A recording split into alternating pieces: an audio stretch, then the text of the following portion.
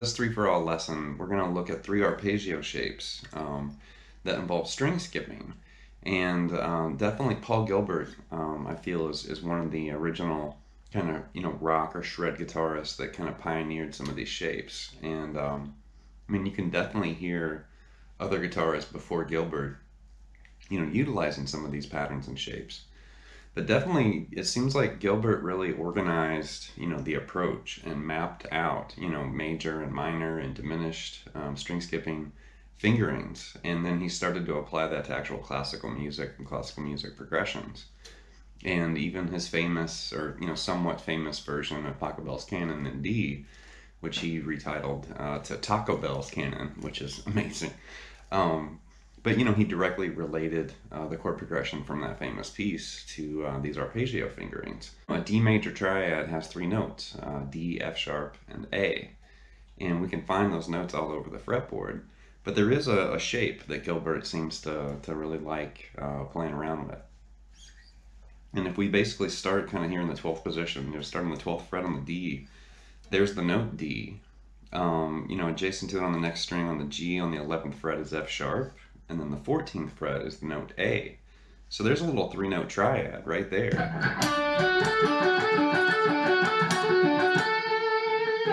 And then if we skip over the B string completely, we're just going to ignore the B and jump to the 10th fret on the high E. That's the note D. So it's just a little 1 octave. Just a little 1 octave D major arpeggio. Now we can also grab another F sharp right here on the 14th fret on the high E.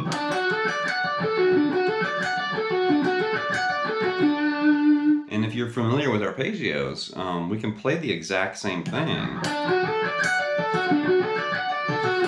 That's more of kind of a sweep picking type shape. A lot of people think of sweep picking when they see, arpeggios like that.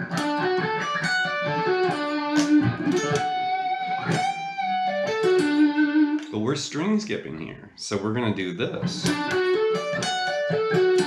instead of that, right? So right there we've got a D major string skipped arpeggio.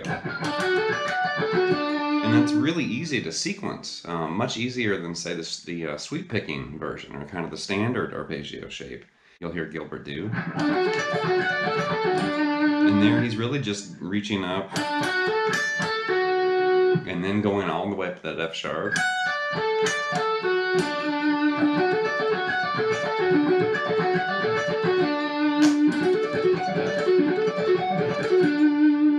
Now we can easily convert this major arpeggio to minor if we just change the F sharps to F natural. So instead of this,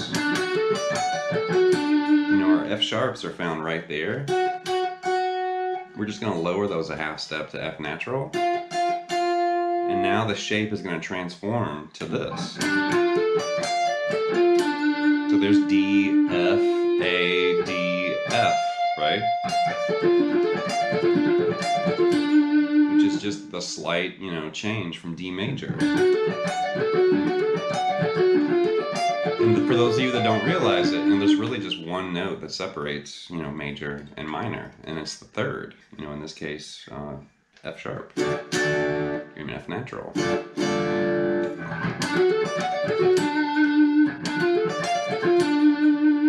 Now, the other variety, the third, 3-for-all, the third variety is diminished. So now what we're going to do is we're going to keep the D and keep the F, but now we're going to take the A and make that an A flat. So we're going to lower the 5th a half step. So now instead of this, now we have this. Right? So now we have this little, 3-pack of arpeggios. Major, minor, and diminished. And we can apply that little sequence that we did to each one of those.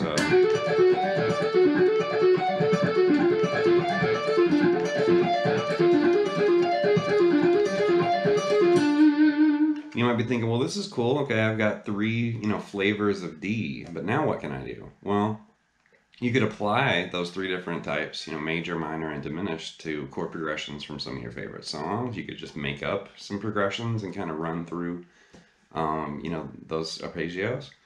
You could find songs you've written or other people have written and kind of turn them into arpeggio workouts. Or you could do something like this, like just take that 3-pack of arpeggios, major, minor, and diminished. When you get to D minor right there, one thing I like to do, like as a warm up or just some kind of physical challenge, on the guitar, I'm going to run through that in the key of D. When I get to D diminished, I'm going to move down basically a whole step and start over in the key of C major. And then I'm going to run C major, C minor, and C diminished. And then you can do that again. You can go to B flat and just kind of keep cycling your way down, A flat, G flat, and so on, until you run out of frets and run out of room, basically. But it has this nice little sound, and I'm just kind of following whole steps, but it sounds like this.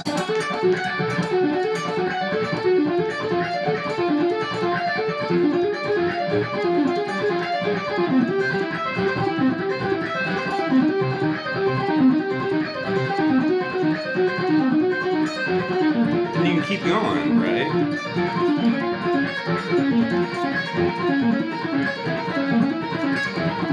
And it just sounds really, really cool. And the lower you go, like right there, the lower you go, the bigger the stretch is. So it turns into a stretching exercise too. But it sounds cool. Your ear's like, yeah, hey, those whole steps sound good. When that little 3-pack of arpeggios is connected like that. So I definitely want you to play around with those 3 shapes. Major, minor, and diminished. And you can blur around, in chord progressions. You can make up your own little patterns. You can kind of, play around with that exercise I just kind of revealed right there. There's a whole bunch of stuff you can do with this. You can start sliding. You can add tap notes. You can mix sweeping and string skipping. The possibilities really are limitless. Just use your imagination and keep your eyes open and your ears open, because you'll hear these sounds, pouring out of guitarists. Definitely rock and metal and shred, but you'll hear jazz players, you'll hear country guitarists, you'll hear a bunch of people, kind of play some of these ideas. It just sounds different depending on where you find it. If it's jazz, it's not going to sound like that. It's going to sound jazzier. If it's country, it's not going to sound like that. It's going to sound more countrified. So for rock or metal, definitely that's, distortion and kind of an aggressive, fast, approach.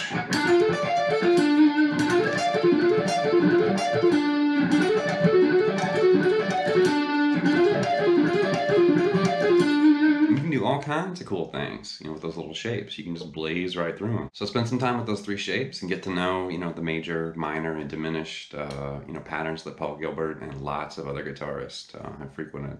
Nuno Betancourt, and like I mentioned earlier, people like Jeff Loomis and John Petrucci and Buckethead and, Steve Vai. There's a whole bunch of people that have kind of, used some of these shapes and patterns, which are really cool. Even Yngwie, Yngwie likes that string skipped diminished shape right there. He'll run that up and down the fretboard. So definitely, it's more than just a Paul Gilbert thing, but I think Gilbert kind of organized and cleaned up the clutter, that is, string skipping arpeggios. So check out some of his music for sure. Go back and listen to some Racer X, some Mr. Big stuff, and you can hear him playing with some of this stuff. So anyway, good luck, and leave me some comments and some feedback, and please subscribe to Late Night Lessons. And I'll add some more to 3 for All very soon. Thank you.